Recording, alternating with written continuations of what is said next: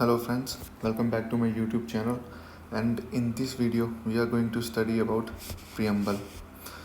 Preamble basically एक summary provide करता है हमारे कॉन्स्टिट्यूशन की, समराइज करता है उसको. ठीक है, चलिए स्टार्ट करते हैं. Chapter 3 preamble. तो प्रियम्बल एक इंट्रोडक्शन है, प्रीफेस है हमारे कॉन्स्टिट्यूशन का. It holds the essence of the constitution. जो हमारे कॉन्स्टिट्यूशन का एसेंस है उसे होल्ड करता है based on the objective resolution. ये हमने लास्ट लेक्चर में ही स्टडी किया था. ऑब्जेक्टिव रेजोल्यूशन ये किसने ये लेके कौन आया था, ये आपको बताना है इन द कमेंट सेक्शन. ठीक है. It reveals the constitution derives it's authority from the people of India. ठीक है, ये बहुत इम्पोर्टेंट स्टेटमेंट है. It outlines the objectives of the constitution, that is justice, liberty, equality and fraternity. Fraternity means बंधुत्व. और इसके जो लिटरली इसके जो अंदर जो लिखा हुआ है, जो स्टेटमेंट है, वो क्या है? We the people of India having solemnly resolved to constitute India into a sovereign, socialist, secular, democratic republic and to secure to all its citizens. ये यूपीएससी के अंदर पूछा गया है ये क्वेश्चन पहले भी. और ये जो इन वर्ड्स का ऑर्डर जो है ये काफ़ी इम्पोर्टेंट है. And I think if you just remember this trick, then you can memorize both the words as well as the order of these words. Sov, so se, there. Okay.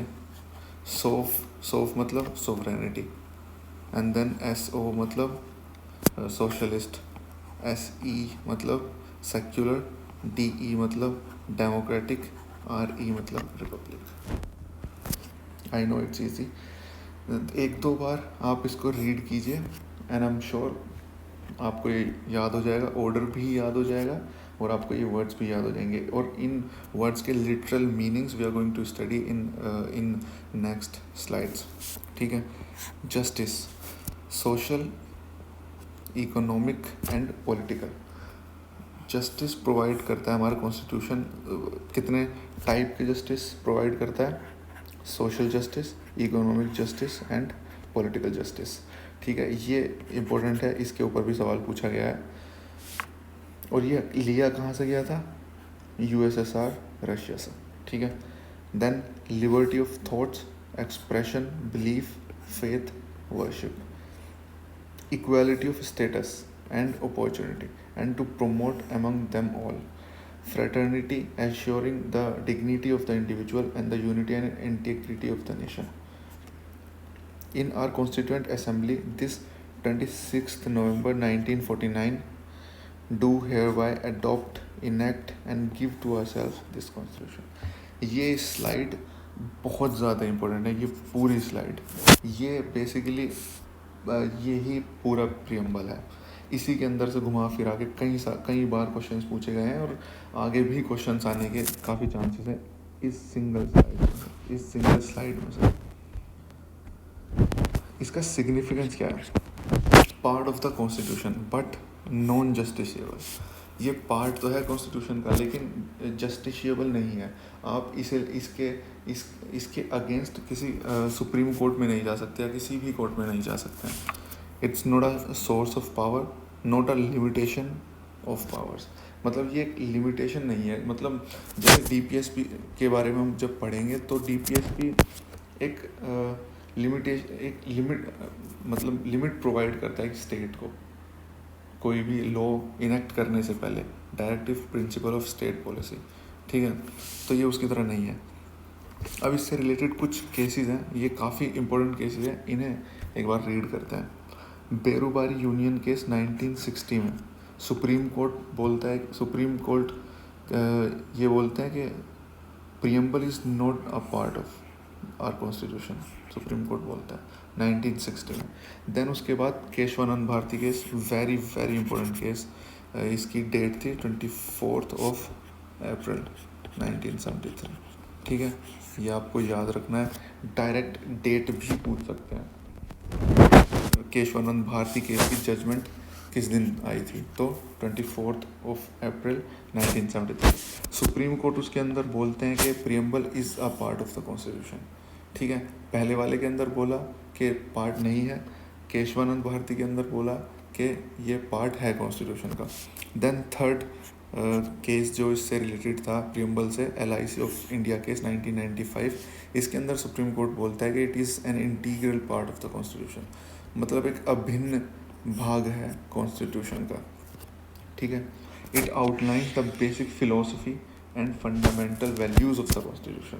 ये तो हम अभी पीछे स्लाइड्स में read कर चुके हैं। M Hidayatullah जो कि एक former chief justice of India रह चुके हैं, वो बोलते हैं कि preamble is the soul of the constitution. ठीक है, अब बात करते हैं इसकी अमेंडेबिलिटी के बारे में। क्या ये कभी अमेंड हुआ है? जी हाँ, ये एक बार अमेंड हुआ है। It amended only once. ठीक है, 42nd कॉन्स्टिट्यूशनल अमेंडमेंट एक्ट 1976। और 42nd कॉन्स्टिट्यूशनल अमेंडमेंट एक्ट को हम मिनी पार्लियामेंट, मिनी कॉन्स्टिट्यूशन भी बोलते हैं। 42nd कॉन्स्टिट्यूशनल एक्ट को क्यों बोलते हैं? क्योंकि इसके अंदर बहुत कुछ चेंज आया था। I think it changed every it made changes in every sphere of the constitution. ठीक है, 3 new words were added: socialist, secular and integrity. ये 3 वर्ड्स जो थे 42nd अमेंडमेंट एक्ट के बाद ऐड किए गए थे प्रियम्बल में। Keshavananda Bharati case preamble can be amended under article 368 subjected to the condition that no amendment done to the basic feature। ये ध्यान देने लायक वर्ड है यहाँ पे, बेसिक फीचर। तो केशवानंद भारती केस की जब जजमेंट आई थी तो उन्होंने basic feature of the constitution को डिफाइन किया था। उसके अंदर कुछ पॉइंट्स थे जिनको basic feature of the constitution बताया गया था। तो केशवानंद भारती केस में ये बोला गया था कि हम प्रियम्बल को अमेंड कर सकते हैं 368 के अंदर, आर्टिकल 368 के अंडर हम प्रियम्बल को अमेंड कर सकते हैं, बस उसका कॉन्स्टिट्यूशन का बेसिक स्ट्रक्चर हम अमेंड ना हो रहा हो, इस बारे में ध्यान रखना है। ठीक है, आर्टिकल 368 बेसिकली CAA है, कॉन्स्टिट्यूशनल अमेंडमेंट एक्ट जो आते हैं वो 368 के अंडर ही आते हैं। ठीक है, ये भी हम आगे पढ़ने वाले हैं, so don't worry about that. अब जो हमने यहाँ पे जो वर्ड्स रीड किए थे, sovereign, socialist, secular, democratic and Republic, इनके बारे में रीड करते हैं। तो सोवरेन मतलब India is an independent state, वो किसी के अंडर काम नहीं कर रही है, अब ब्रिटिशर्स का रूल नहीं है यहाँ पे, ये एक इंडिपेंडेंट स्टेट है। Not a dominion nor dependent on any other state और नेशन। अब हम किसी पे डिपेंड नहीं है एज अ कंट्री। ठीक है, हम एक इंडिपेंडेंट स्टेट है, एक सोवरेन स्टेट है। No authority above it, conducts its own affairs. India membership of the Commonwealth or the UNO doesn't limit her sovereignty। तो हमारी जो मेंबरशिप है कॉमनवेल्थ की या फिर UNO की, वो हमारी सोवरेनिटी को लिमिट नहीं करती है। ठीक है, कैन एक्वायर फॉरेन टेरिटरी और सीड इट्स टेरिटरी। ठीक है, सोशलिस्ट है, socialist earlier an implicit principle expressed through DPSP। इससे हमने अभी देखा कि ये वर्ड जो था सोशलिस्ट 42nd अमेंडमेंट एक्ट के बाद ऐड किया गया। उससे पहले भी हमारे कॉन्स्टिट्यूशन में ये वर्ड था, लेकिन वो DPSP में था। 42nd अमेंडमेंट एक्ट के बाद एक्सप्लिसिटली ये प्रियम्बल में ऐड किया गया। ठीक है, democratic socialism not communist socialism. Communist socialism क्या होता है? स्टेट सोशलिज्म होता है। ठीक है, nationalisation of means of production, उसके अंदर जो मीन्स ऑफ प्रोडक्शन होते हैं उन्हें नेशनलाइज किया जाता है। And abolition of private property. ठीक है, प्राइवेट बेसिकली जो मार्केट के अंदर प्राइवेट फोर्सेस होती हैं उनका अबोलिशन होता है। इसके अंदर जितने भी मीन्स ऑफ प्रोडक्शन होते हैं उसे नेशनलाइज किया जाता है, ठीक है। हमारे जो इंडिया में है वो है डेमोक्रेटिक सोशलिज्म। इसके अंदर मिक्स्ड इकोनॉमी होती है। It aims to end poverty, ignorance, diseases and inequality of opportunity, ठीक है। तो ये इसके एम्स क्या होते हैं? इसके एम्स हैं कि पॉवर्टी को एंड करना है, इग्नोरेंस को एंड करना है, डिजीजेस को एंड करना एंड इनइक्वालिटी ऑफ अपॉर्चुनिटी जो है उसे एंड करना है। Gandhian socialism and with influences of Marxian socialism, ठीक है। National economic policy 1991 diluted socialist principles, okay. अब सेक्युलर ये भी 42nd अमेंडमेंट एक्ट के बाद ही ऐड किया गया था, लेकिन उससे पहले भी ये फंडामेंटल राइट्स के अंदर गिवन था, बट 42nd अमेंडमेंट एक्ट के बाद इसे एक्सप्लिसिटली ऐड किया गया प्रियम्बल के अंदर। Democratic power with the people, popular sovereignty, India has representative parliament democracy with universal adult franchise. इसका मतलब ये है जो भी 18 या 18 से ऊपर के एडल्ट हैं वो सब वोट कर सकते हैं। यूनिवर्सल एडल्ट फ्रेंचाइज इसका ये मतलब होता है। रेगुलर इलेक्शंस होते हैं, इंडिपेंडेंट जुडिशरी है, ठीक है। ये आर्टिकल 50 में भी गिवन है DPSP में, ठीक है। Separation of judiciary and executive, okay. आगे हम रीड करेंगे इसके बारे में। रूल ऑफ लॉ, इसके बारे में भी हम जुडिशरी में पढ़ने वाले हैं, और ये आर्टिकल 22 में भी गिवन है, आई थिंक, फंडामेंटल राइट, ठीक है। ये I am not sure about this, but we are going to study it anyway. Preamble indicates existence of political and social economics democracy. Switzerland के अंदर डायरेक्ट डेमोक्रेसी है और उसके 4 devices होते हैं। ये काफ़ी इंपॉर्टेंट है, इसके ऊपर क्वेश्चन भी पूछा गया है कि डायरेक्ट डेमोक्रेसी के डिवाइसेस क्या क्या हैं। तो पहला डिवाइस है referendum.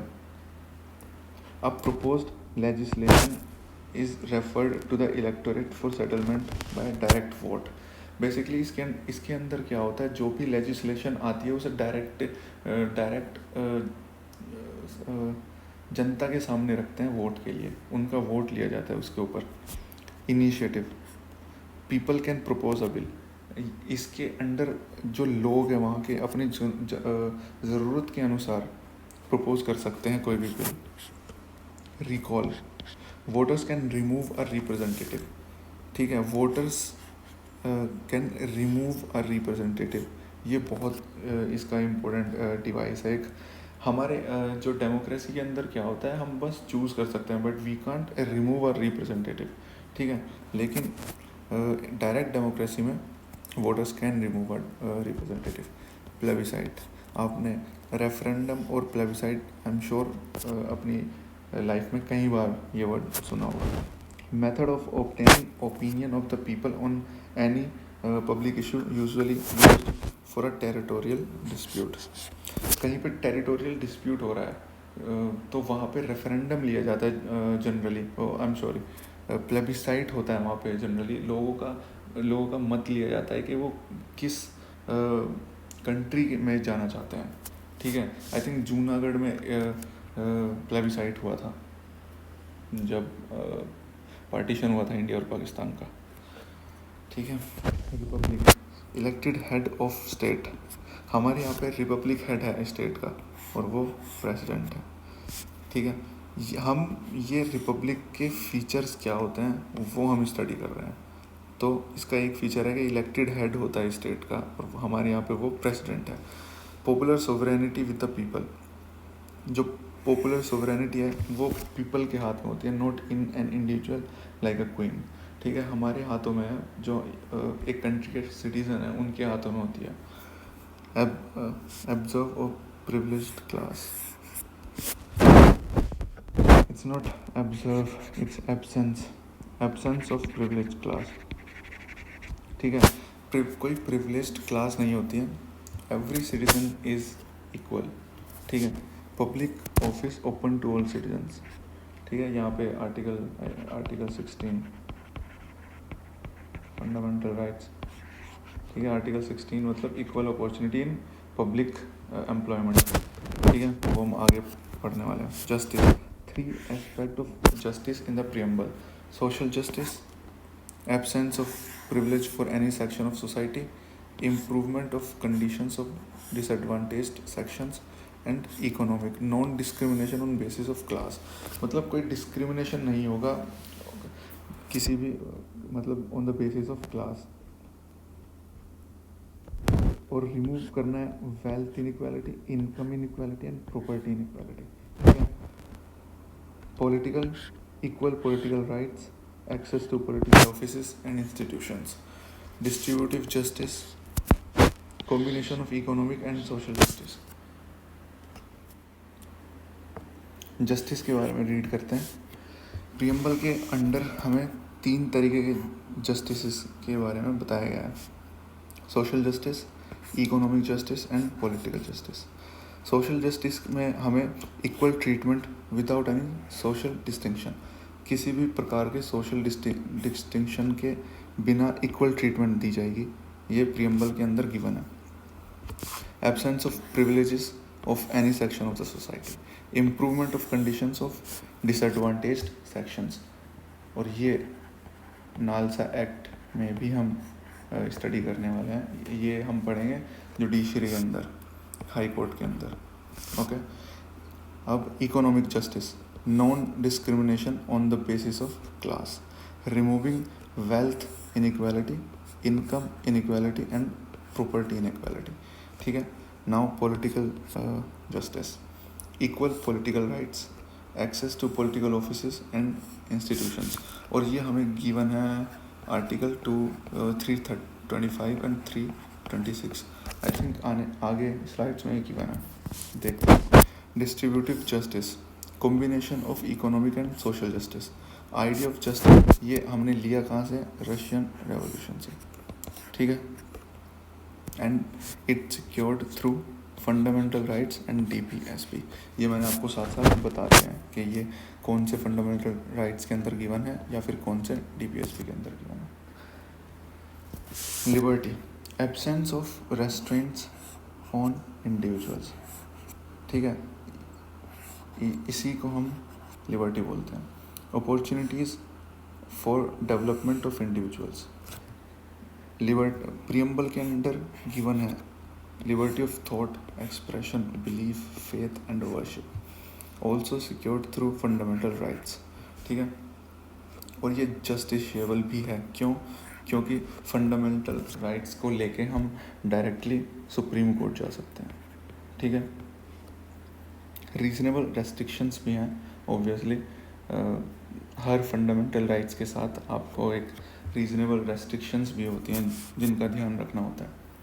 Ideal from French revolution, liberty, equality, fraternity. ये तीनों ही फ्रेंच रेवोल्यूशन से लिए थे. ठीक है. Equality, absence of privilege to any section of society. इसी का मतलब होता है इक्वालिटी. और ये क्वेश्चन पूछा गया है. ठीक है. प्रीवियस एग्ज़ाम में ये डायरेक्ट क्वेश्चन पूछा था कि इक्वालिटी क्या होगी. 4 ऑप्शंस गिवन थे और 4 में से एक ऑप्शन ये था और वही सही था. Opportunities without discrimination, preamble, equality and economic equality. ठीक है. ये देखिए, सिविक इक्वालिटी होती है 325, no discrimination on inclusion in electoral rolls, and 326 right to vote, universal adult franchise. ठीक है. और आर्टिकल 324 है इलेक्शन कमीशन ऑफ इंडिया. ठीक है. कॉन्स्टिट्यूशनल बॉडी है. इसके बारे में भी हम रीड करेंगे. मैंने बस इसलिए लिखा so that you can connect these 3 articles. ये भी इलेक्शन से रिलेटेड है, ये भी इलेक्शन से रिलेटेड है और ये भी इलेक्शन से रिलेटेड है. ठीक है. तो आपको आसानी रहेगी मेमोराइज करने में. 324 election commission of India, constitutional body. 325 no discrimination on inclusion in electoral rolls, and then 326 universal adult franchise, मतलब 18 प्लस कैन वोट. ठीक है. इकोनॉमिक इक्वालिटी में हमें आर्टिकल 39 के अंदर गिवन है. ये DPSP का पार्ट है. Equal pay for equal work for man and women. Okay. Right to adequate, livelihood. ठीक है, ये DPSP का पार्ट है। DPSP हम एक्सटेंसिवली स्टडी करने वाले हैं आगे आने वाले वीडियोस में। Now fraternity. फ्रेटर्निटी मतलब बंधुत्व, सेंस ऑफ ब्रदरहुड, ठीक है, और सोरोरिटी होता है sisterhood. Express through system of single citizenship. Single citizenship मतलब एक ही सिटीजनशिप होना पूरी कंट्री की, ठीक है। ये कनाडा से लिया गया है। कनाडा में भी सिंगल सिटीजनशिप है। USA के अंदर डबल सिटीजनशिप है, मतलब वहाँ पे स्टेट, हर एक स्टेट की अपनी अलग सिटीजनशिप है। टेक्सास की अलग है या नेवाडा की अलग है, ठीक है। तो वो यहाँ पे नहीं है। ब्रदरहुड को, सेंस ऑफ ब्रदरहुड डेवलप करने के लिए यहाँ पे ओनली सिंगल सिटीजनशिप है। ये फंडामेंटल राइट्स में भी गिवन है, आर्टिकल 51A के सबसेक्शन E में। To promote harmony and the spirit of common brotherhood amongst all the people of India, transcending religious, linguistic, regional or sectional diversities, and to renounce practices derogatory to the dignity of woman। ठीक है, तो ये fraternity given है हमें fundamental duties में भी। ये भी क्वेश्चन पूछा जा सकता है कि फ्रेटर्निटी फंडामेंटल राइट्स में गिवन है या DPSP में गिवन है या फंडामेंटल ड्यूटीज़ में गिवन है। तो ये फंडामेंटल ड्यूटीज़ के अंदर गिवन है सबसेक्शन E में। Fraternity has to secure dignity of the individual and the unity and integrity of the nation. Individual dignity, material betterment, democratic setup, personal development। ठीक है, ये सब फ्रेटर्निटी के जो इम्पोर्टेंट पॉइंट्स हैं वो गिवन है इसके अंदर, ठीक है। जो ज़रूरत है बस वही है। Alright, unity and integrity of the nation, psychological and territorial dimensions, overcoming issues like communalism, casteism, regionalism that hinder national integration। मतलब अब सिंगल सिटीजनशिप, अगर डुअल सिटीजनशिप होती तो वहाँ पे कम्युनलिज्म को बढ़ावा मिलता, कास्टिज्म को बढ़ावा मिलता, रीजनलिज्म को बढ़ावा मिलता कि तमिलनाडु की अलग सिटीजनशिप है या महाराष्ट्र की अलग है। ऐसा यहाँ पे कुछ नहीं है, ठीक है, ताकि इन सब चीज़ों से बचा जा सके। आर्टिकल 1 में भी गिवन है India as a union of states, ठीक है, ताकि फ्रेटर्निटी को बढ़ावा दिया जाए। नाउ ये बहुत ही ज़्यादा इम्पोर्टेंट स्लाइड है। सोर्सेज गिवन है यहाँ पे, कौन सा जो प्रॉपर्टी है हमारे कॉन्स्टिट्यूशन की और वो कहाँ से ली गई है, ठीक है। मैं हाईलाइट करने वाला हूँ जो बहुत ज़्यादा इम्पोर्टेंट है, जो आप मिस नहीं कर सकते, ठीक है। एमरजेंसी प्रोविजंस आप मिस नहीं कर सकते हैं। Parliamentary government, rule of law, bicameralism, fundamental rights, very important, okay. Judicial review, DPSP बहुत ज़्यादा इम्पोर्टेंट है। आयरिश कॉन्स्टिट्यूशन से लिया गया है। कंकरेंट लिस्ट बहुत इम्पोर्टेंट है, ठीक है। और जॉइंट सिटिंग, ये भी काफ़ी इम्पोर्टेंट है। कनाडा से बेसिकली हमने वो सारे पॉइंट्स लिए हैं जो जो पावर स्टेट से लेके सेंटर को देता है। सेंट्रलाइजिंग टेंडेंसी वाली जितने भी प्रॉपर्टीज़ हैं वो सारी कनाडा से ली गई हैं। देखिए, फेडरेशन विद स्ट्रॉन्ग सेंटर, ठीक है, residency power with centre, appointment of state governors by the centre. अब जो गवर्नर्स अपॉइंट किए जाते हैं प्रेसिडेंट के थ्रू, वो प्रेसिडेंट की पावर्स को एक्सटेंड ही तो करते हैं। तो बेसिकली सेंटर के पास पावर जा रही है उस यूटी को लेके, ठीक है। Advisory jurisdiction of supreme court, एक और प्रॉपर्टी है यहाँ पे, वो अभी I can't recall it right now, मैं आगे आने वाले लेक्चर्स में आपको बता दूँगा। एक और प्रॉपर्टी है, वो भी कनाडा से ली गई है एंड वो भी सेंट्रलाइजिंग टेंडेंसी ही है। तो अगर ऑप्शंस आते हैं आपको गिवन है और आपको पता नहीं चल रहा है कि ये कहाँ से लिया गया है, लेकिन वो सेंट्रलाइजिंग टेंडेंसी है, तो आँख बंद करके आप कनाडा पे टिक लगा सकते हैं, ठीक है। एमरजेंसी प्रोविजंस, ये जर्मनी से लिया। फंडामेंटल ड्यूटीज़ रशिया से, Republic, ideal of liberty, equality, fraternity, French constitution से लिया है, ठीक है। Procedure established by law, Japan से। ओके, ये यहाँ पे ख़त्म हो गया है प्रियम्बल। अब इसके रिगार्डिंग कुछ 1-2 क्वेश्चन हैं। लिस्ट 1 में हमें गिवन है item in the Indian constitution, ठीक है। जो कॉन्स्टिट्यूशन में आइटम्स हैं, लिस्ट 2 में हमें गिवन है वो आइटम्स कौन सी कंट्रीज से लिए गए हैं, ठीक है। DPSP अभी बताया, आयरिश कॉन्स्टिट्यूशन मतलब Ireland, alright. Fundamental duties, fundamental rights, ठीक है, आपको ध्यान से रीड करना है। फंडामेंटल जो ड्यूटीज़ हैं वो ली गई हैं रशिया से, एंड फंडामेंटल राइट्स जो हैं वो लिए गए हैं USA से। तो इसका आंसर है USA। थर्ड, कंकरेंट लिस्ट अभी देखा, ऑस्ट्रेलिया से, ठीक है। India as a union of states with greater power to the union, India as a union of states with greater power to the union. मैंने जस्ट अभी आपको बताया कि अगर आपको पता नहीं चल रहा है ये कहाँ से लिया गया है, लेकिन उसके अंदर सेंट्रलाइजिंग टेंडेंसीज हैं, सेंट्रलाइजिंग प्रॉपर्टीज़ हैं, तो वो पक्का कनाडा से लिया गया है, ठीक है। ये देखिए, ये ऑप्शन उसमें नहीं था, लेकिन जो ट्रिक मैंने आपको बताई उससे भी हम इसका आंसर दे सकते हैं कनाडा है, ठीक है। ऑप्शन देख लेते हैं। ए का है आयरलैंड, मतलब Ireland. A, fundamental rights US से, ठीक है। Concurrent list Australia, and then D का है कनाडा। तो ये ऑप्शन है हमारे A and 3 and C already out हो चुके हैं। देन B 5, इन दोनों के अंदर 5 हमें आगे भी देखना पड़ेगा। C ऑस्ट्रेलिया 1, ये तो ऑलरेडी आउट हो चुका है, तो D is the correct answer, ठीक है। और जो हमारा D है वो उसका आंसर 2 है, ठीक है। ये D is the answer, right. आगे, the mind of the maker of the constitution of India is reflected in which of the following, preamble is the answer, ठीक है। 2017 UPSC का क्वेश्चन है। Which one of the following objectives it is not embodied in the preamble of the Constitution of India?